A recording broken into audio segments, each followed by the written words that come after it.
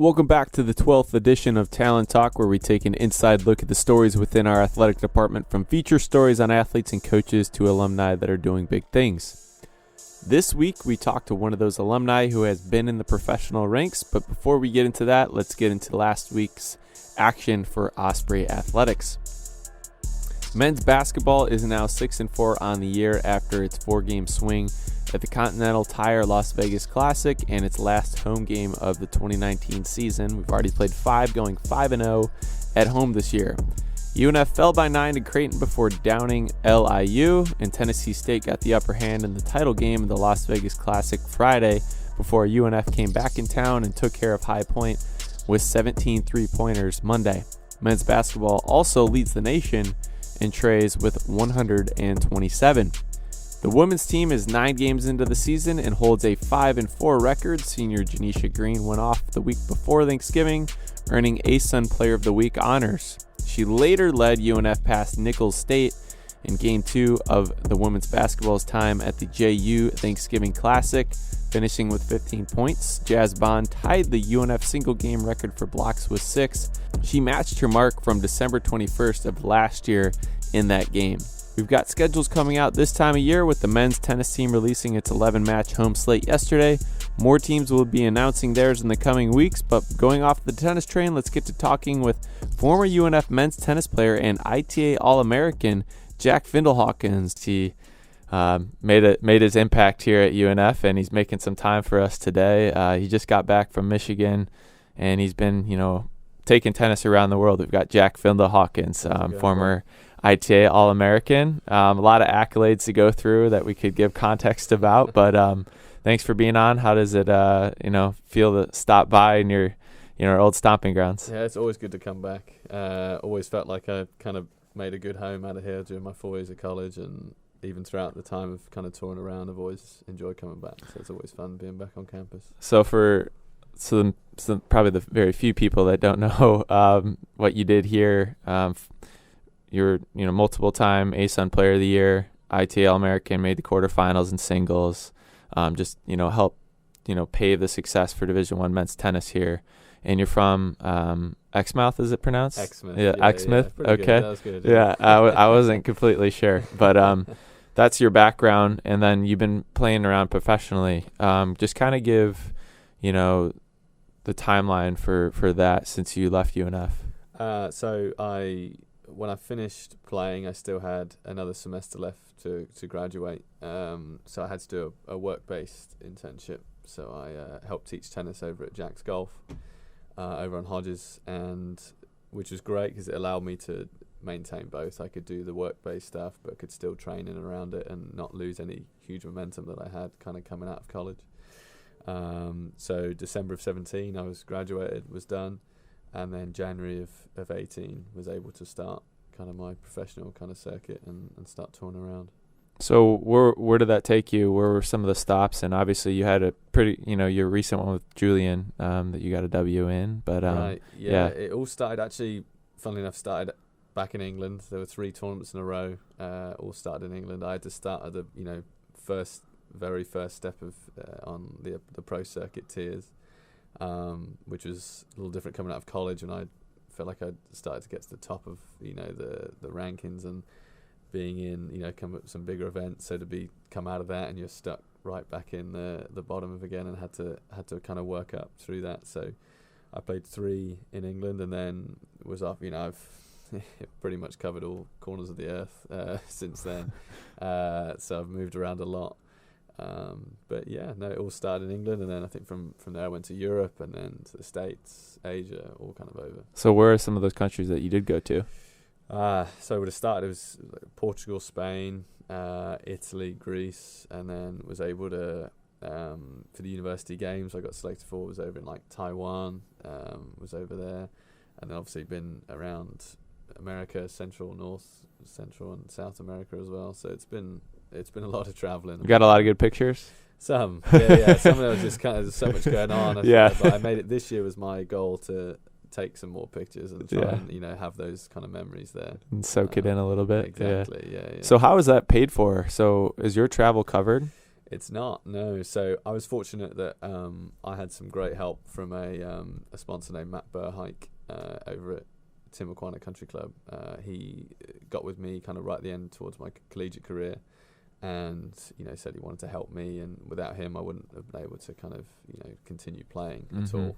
But no, yes, you earn money in the professional tournaments, but it's at the low levels, it's low level of money as well. So and you've got to do really well on them to get money that's going to cover stuff in the first place. Exactly. So it's really tough with the fact of you're always booking last minute flights. You don't know how long you're going to be in that place for. You normally do 2 or 3 weeks in a row, and you don't know whether you can bail out first round 3 weeks in a row and have that week left where you've still got to be around. Or you can do really well, and the money's a bit better, and it's good. So it's just so unpredictable, and it all goes together. Yeah. Are there some weird stories that you've had where you've been like kind of stranded for a while? You didn't really, or anything like that? I was pretty good at like planning it. I've got some sort of like other people for sure. Like I need a couch last minute. Exactly. Yeah. So and there are guys that's how they operate. They just go day to day. I was never kind of would function that way anyway, so I was always pretty good at planning it out. But for some people, just they prefer to take it a day at a time and just try to see just where it ended them. But so it's an experience, that's for sure. When you first got into the professional tour and everything, what was your goal? So I never put a number on it. I never said that I wanted to be at this number by this time.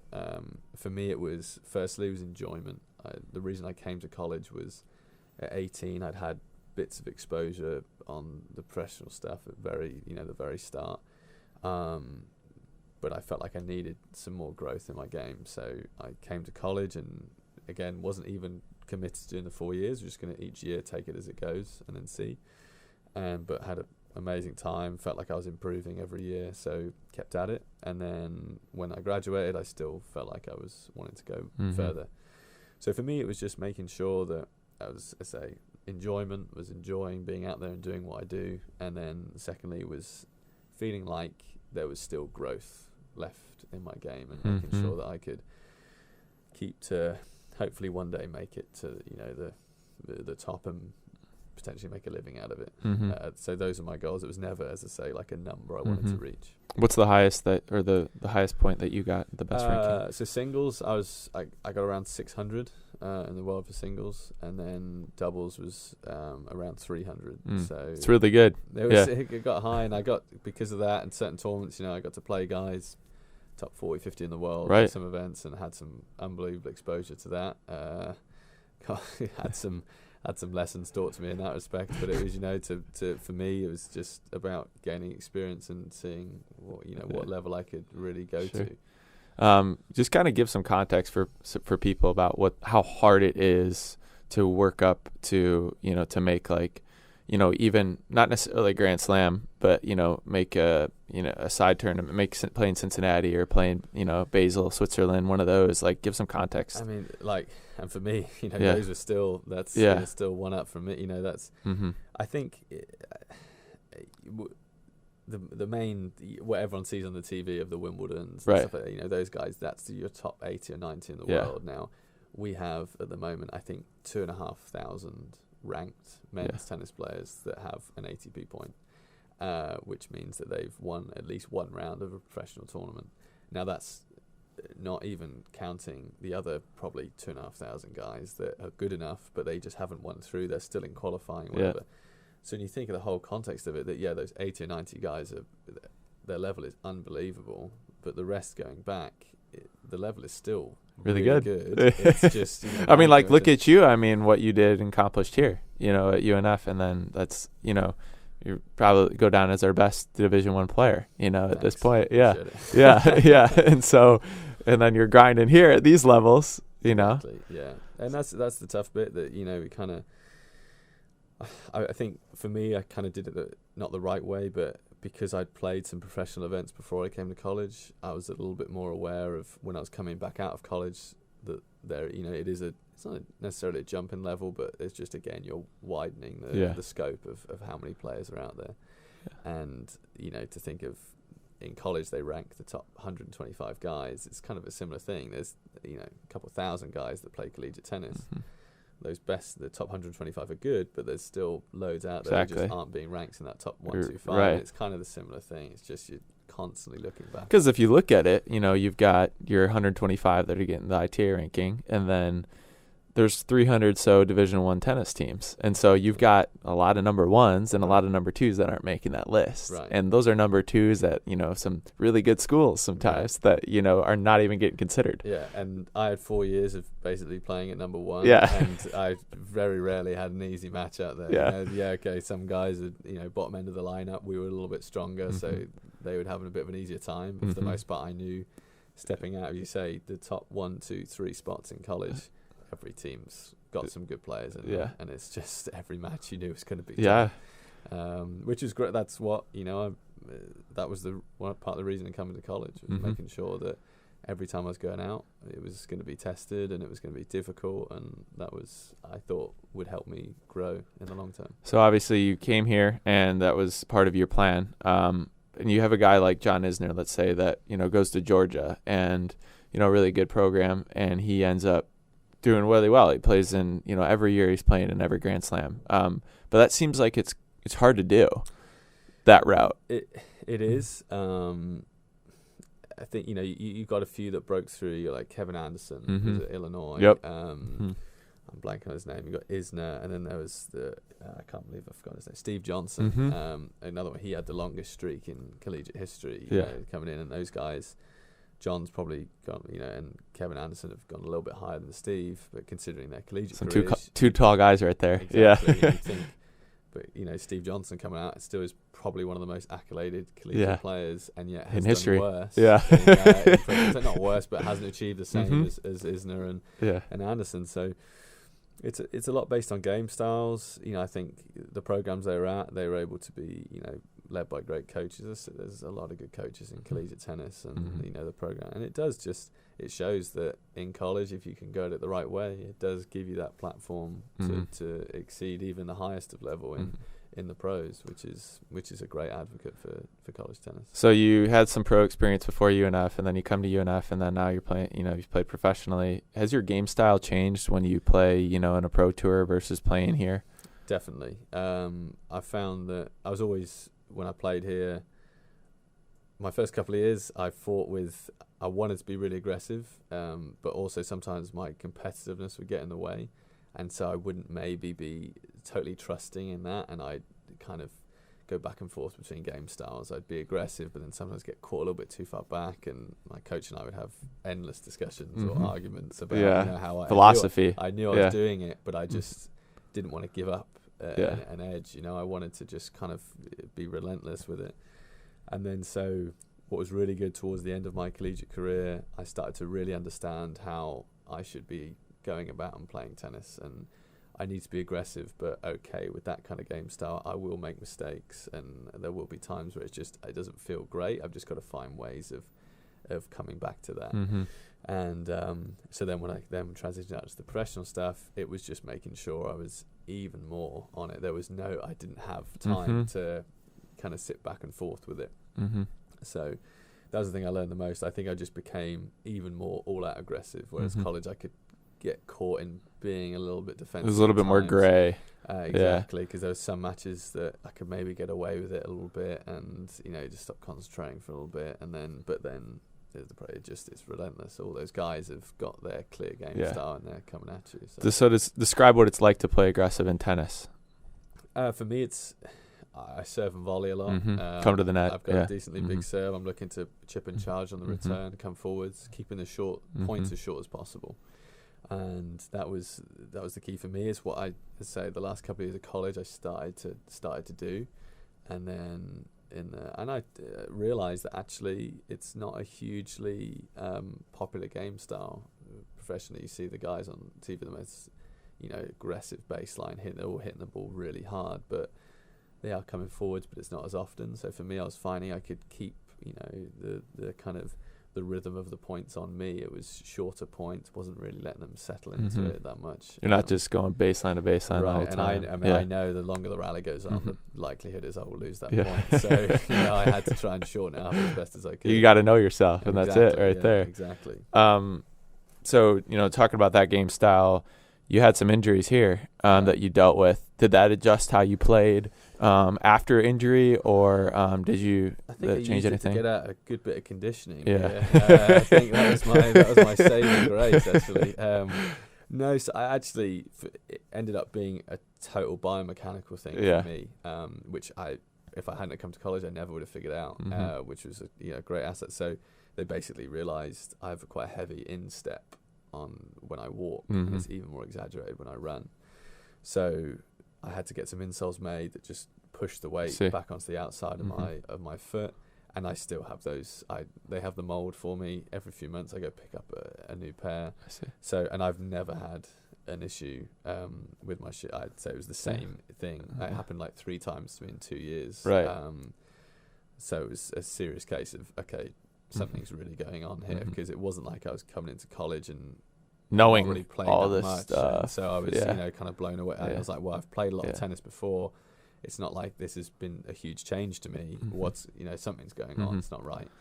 So it was a tough lesson to learn. I had to sit out and watch some tough matches. Just sitting there and not being able to help the guys when I felt like if I could be out in the courts, I could at least help. Keep the guys in order, because when you lose a guy at the top, then everyone has to play up a position. So they're all playing a position higher than they have been for the whole year. And so it's, I saw some really tough losses. That's even harder than losing while you're playing. Right. A lot of the times. Absolutely, because you're totally powerless to it. You have no control. So it's really difficult at the time, and they weren't short injuries either. I was out for 2-3 months blocks the first 2 times. Yeah. Only good thing is I maybe got a little bit more accustomed to noticing because it does come in phases, and it is, I fortunately caught it when it was stress fractures, but it does become a stress reaction at the start, and there are some signs of that which you can notice, and if you get it early, it's just a couple of weeks, you shut it down, and it can be okay. But once as that tiny little break in the bone, it's a long time. Yep. It doesn't matter at that really point. Painful too. Yeah. I'd imagine. Well, the amazing thing is you were able to come back for a lot of them, and you were then succeeding in postseason play, and you were helping us win championships here at UNF. How was it just transitioning out of those injuries and then getting right back into it? Like on paper, you look at your numbers and it looks like it wasn't a problem, but I'm sure it was a lot more difficult than that. It was really tough, mainly because obviously my injury was with my legs, so I had to, I was in boots on crutches, so it would literally go, I would come out of the boot, I'd go see the doctor, he'd press on where the injury was. If I had no pain, I was cleared, and I'd go straight from there back to the courts to try and get some and because, being out, it's not just not having a racket in hand. I felt like literally Bambi on ice half the times, I was just stumbling around. I felt off balance. I felt, the ball speed was so much faster than I remember. So, and because of the tight margins in college, they're playing matches every single week. If I got back in for that week, I had a couple of days, and then I was back in on a match again. For me, I think I loved the competing side of it so much that was able to overcome a lot of it. I missed it so much being stuck on the sidelines that when I came in, I didn't even allow myself to kind of be annoyed at the fact that I wasn't playing great. I just was like, well, this is what I want to do, so I've just got to figure it out. And so, there were some tough moments coming back from injury, but I think I just trusted what my coach and I worked on through it, and ended up being, a really fun time. Do you have a most rewarding moment at UNF for you that was kind of like, I'm glad that I was able to stick through this? You had a big win against Baylor in the NCAAs and everything. I think for me the most rewarding win was when we went to the NCAAs as a team. That was we had my freshman year, we had a team that stuck together. Unfortunately, I got injured at the end, and we had we needed each other a lot. And then my sophomore year, we had a very deep team, it just didn't work out again with injuries, a few guys on the team not kind of seeing eye to eye with the coaches, and it kind of fell apart. So junior, it was just a bit of a reward of like, we've all kind of stuck at this and been through a lot, and it came just right when we kind of needed it. And weirdly, we've probably had, the year before was a better team, but this junior year team achieved more than the teams we had previously. So that for me was the most, to celebrate that with the guys was great. Obviously I had some great runs in the NCAAs individually, but that feeling of being able to celebrate with the guys around you is different. That's really special. Did you imagine that you'd be at a school like UNF? I mean, I wouldn't say I'd imagine, because I grew up not really not knowing about the system, so there's no school I kind of, because it probably wasn't really talked to you much out in England. No, not at all. So and I came right at the time when it was not a common decision really for guys around my level to decide whether it was collegiate or professional, because it just was seen as, why wait? If I say I was playing a few of those professional tournaments before I came, a few guys were like, no, you should go now, and go play professionally now. And I'm so glad I didn't, because guys that did, and I came to college, by the time I came out and started playing, none of them were left playing. They'd all stopped. Yep. So I felt I had the best of both worlds. I was able to get an education out of it, continue to grow on and off the tennis court, and then was able to really be excited about playing professionally, rather than being out there wondering if I'd made the right choice. For sure. What was it like growing up playing tennis in your region in England? Because it's not, it's not like you're near London, near a major city per se. It's a very sleepy part of the world. Yeah, right. Because that's like right on the water. Yeah, it's very pretty. I would say if you got the chance, go see it. It's a nice part of the world. But for tennis, it's not a tennis haven at all. So and I got very used to doing a lot of traveling. Me and my dad started out when I was young, and then as I was able to get older, I could start to do it individually myself. But no, it was always, we knew that it had to be at least a kind of 3-4 hour drive to get anywhere that was kind of had a hub for tennis. So it was tough, but I wouldn't have had it any other way, to be honest. I had a great kind of social group growing up that was my kind of disconnect from tennis, and we had just a time where if tennis wasn't going so great, I had a good bunch of friends that I was able to kind of live a normal kind of get away from it a little bit, and then was able to go back out to the sporting arena again. So it would have been maybe easier to live a little closer to the big cities and had some exposure that way, but for me it kind of suited me, I think. So you had to put more work in probably then. So I was I was lucky that I had I had an academy and a university the academy was in my town, so it was 5-10 minute walk, and then the university was further. It was about a 30-40 minute drive, but I made the sacrifice of, I was coming in real early, 5:30 6 a.m. before school, was going to school like normal student. I didn't take out any lessons or anything, and then would go straight back to the courts afterwards. So they were busy days, and I was really lucky that the school really helped me that I went to. They were really understanding of my kind of tennis commitments, and they made sure as best as I could kind of keep up with both. Sure. Which was great, because it ended up keeping me eligible for college. At the time I didn't even know it was an option, but it kept me in it. You needed it eventually. I could have found myself at 17, 18 college coaches going, well, you're gonna have to sit a year, take some classes, because you're not eligible right now. If I'd have taken out a load just to play tennis. So that's what I mean. I think my balance was good. Worked out. Are you a Murray fan? Who are you? Who's your guy?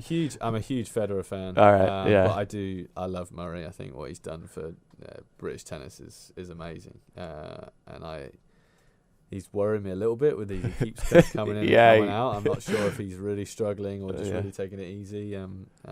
I worry that he's probably still feeling some pain. He just doesn't want the rest of us to know about it. Secret. No, I mean this is the golden era of tennis at the moment, to have Djokovic, Nadal, still Federer, playing, Murray, Wawrinka. Those guys are unbelievable. It's so lucky to be able to, you know, watch those guys still compete. You know, Federer's going to be 39 next year. It's crazy, right? For a sport that's so demanding. Right. Yeah. You know, the new wave is breaking in. This next generation is coming through, and it's seeing it more and more. But still, in those Grand Slams, you're picking the older guys. Yeah. You know, it's just unbelievable for us to still stay that. I'm pretty sure. So, I mean, to go back to that, who were you rooting for in 2012 then when Murray and Federer were facing off in the Wimbledon final that year? So, Wimbledon final. And then Federer won. Yeah. Yeah, so that was actually that won it for me because I was a huge Federer fan. Wanted him to see. I would love to see. I think Nadal is going to overtake him. Yeah, he probably because he'll win on clay for the next probably 20 years. Yeah, right. He's going to play till he's 45. Exactly. So for me, I remember really wanting Federer to win that Wimbledon final, and then how Murray reacted and it broke down. He definitely, and I think he won the whole kind of nation over, to be honest. So then a few weeks later, the Olympics happened. That was huge. And I'm totally on the Murray bandwagon. It totally changed, you know, for Britain and for, you know, wanted to see us win another medal that way. And then so if those guys are in the, I'm like, I'm cool. That's fine. I'm pretty much just anti-Djokovic. That's probably the only one that if I'm going to support. He's pretty polarizing. You either love him or hate him. Yeah, so he's the one that you know, it's tough for me to get behind when he's playing any of those guys. But the level of tennis that he creates is just unreal. It was great to see Murray win that gold for sure. Yeah, I mean, that was really a good time. It was good timing that it was there that year too. I mean, because he had kind of been exposed to the pressure of it. He was like primed, and then he could come back. And that's, I think, you know, to be honest, I mean, you know, Murray's obviously won a few slams compared to how, if he was in a different era, I think he would might have 3 or 4, more. But you know, I think for him, it's testimony to he's just a worker. Like you know, he molds his game to try and defeat his opponent. I think that's so, and he's just so relentless with it, and the reason why he's had so many setbacks and injuries, but he just keeps coming back and keeps coming back. Because I think when he first came into the fold, a lot of people would have thought he might capped at 5, 6, never really win a major. You know, not get to that point because you got to crack those top 4 or 3, and it's a real hard. And it was really cool is he was given that kind of title, and yet he had his own ambitions. You know, he wanted to win slams. He wanted to be number 1 in the world. So I think it was cool that you're right. When he first broke onto the tour, he wasn't fit enough. He hadn't done the right, but he took it and he went away and turned himself into one of the fittest guys out there, and evolved his game to be able to win and compete in slams, which is I think testimony to him. So bringing it back to you then, and what you just told us, you're going to probably be putting things to rest here in a little bit, playing in Tallahassee. What has inspired that, and then what's the future look for you? I think when you asked me why I was continuing playing after college, it was most importantly was that's what I wanted to do. What I wanted to, and I think I've lost touch with that a little bit. I'm not saying it's a forever decision, but for the minute, when it comes to the time of year when would have to start looking at next year, what my training schedule is going to be, and how to get ready for that. That's what I've lost some motivation for. And I think if I go into this half-heartedly, I'm onto a lose already. Yeah. So it's time for me to step away and just see. So as far as the future holds, I'm not too sure. I'm gonna see where some avenues go, kind of starting in the new year. But for the minute, just take some time to. I'm still in training, still getting ready for one last event. I want to just finish on a high. And I say the calendar works as a rolling year, so my ranking will stay kind of live for another year if I do get the temptation to go back. But for the minute, it's just I think I want to see if there's a hard drive there for motivation to go again. For the minute, I don't particularly have that, so I think it would be reckless of me to go back out. Sure, a lot of thought goes into it. There's no doubt. It's like any decision. It's a huge commitment. And so I've loved my couple of years. I've learnt a lot, and for me, just if I stay in tennis, I think I've been able to evolve my kind of outlook on tennis, which is great. But yeah, for me, it's a tough ask at the moment. So I'm just respecting my own wants for a little bit, and just we'll see where it takes me. Will you be staying in Jack's for a little bit, or what's the plan there? Yeah, I'll be staying with some friends of mine through Jacksonville for a little bit. I'll go home for Christmas and just kind of see what's on the lookout there. I said I'd like to stay within sports and within tennis. So we'll just kind of see what happens. But for the minute, it's kind of blindsided me a little bit with my when I actually started to think about the decision. I realized actually it was something I really wanted to do. I think I just ignored it for a while and just tried to play through it and tried to stay motivated. It's the grinder in you, probably. I think and for me the most alarming thing was the last couple of events. The competing thing was always been my most favorite thing, to go out and compete and to play against someone and to find a way to win, and that I've noticed that in me has dropped. And so for me that was a bit of a alarming wake up call of going, right, okay, something's not right here. So I have to address that. Yeah, I think for anybody, even if they've been out of something for a long time and they're like, they go down to the local gym and they pick up a basketball and start playing pickup, if they got that little fire in them, it's like, oh, that's what I'm addicted to. It's kind of the same thing for you. Exactly. So I've just lost a bit of touch with that, and I say I'm immensely competitive, so that was a bit weird for me, and I had to kind of think about why that was, and I found out that the thought of stepping away was actually, at the moment, seems the right call. Well, I'm sure regardless of what you choose, there's a lot of options that you have within the tennis world and a lot of connections that you have. So if you ever want to get into it again, there's always those avenues. And I know for us, it's great to have you as an alum and somebody that's really made UNF tennis and both the men's and women's tennis team get more visibility. So appreciate it. Yeah, thanks for being on, and thanks for having an Osprey great come to the show. So thanks for having me. Appreciate it. Thanks a lot. So Jack Findel-Hawkins here in this episode of Talon Talk. We'll be watching what happens in the future for him. Thanks a lot. Thanks again, Jack. Hopefully we can get a few more UNF alums into the studio here in the coming weeks. Eyes on Drew Weeks and Donnie DeWeese from baseball before they get back into spring training and the next baseball season.